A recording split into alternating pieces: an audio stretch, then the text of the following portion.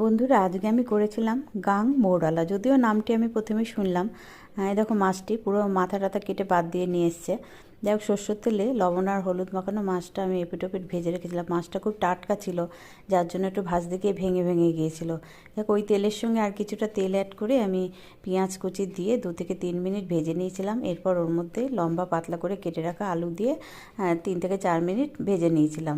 এই ভাজতে ভাজে আমি লবণ আর হলুদ গুঁড়ো মিশিয়ে নিয়েছিলাম। এবারে আরও 1.5 থেকে 2 মিনিট ভেজে নেওয়ার পরে আমি ওর মধ্যে জলে গুলে রাখা জিরে আর লঙ্কা গুঁড়ো দিয়ে ভালো করে মিশিয়ে নিয়ে 3 থেকে 4 মিনিট কষিয়ে নিলাম। কষানোর পরে আন্দাজ মতো জল দিয়ে আমি ঢাকা দিয়ে সেদ্ধ হতে দিলাম। সেদ্ধ হয়ে গেলে ভেজে রাখা মৌরলা মাছগুলো আর কিছু ধনেপাতা কুচি ছড়িয়ে আরও 2 থেকে 3 মিনিট ফুটিয়ে নিয়ে নামিয়ে নিয়েছিলাম। খেতে কিন্তু ভালোই লেগেছিলো, মাছটা কিন্তু খুব টেস্ট আছে। যাই হোক বন্ধুরা, ভিডিওটা কেমন লাগলো অবশ্যই জানিও।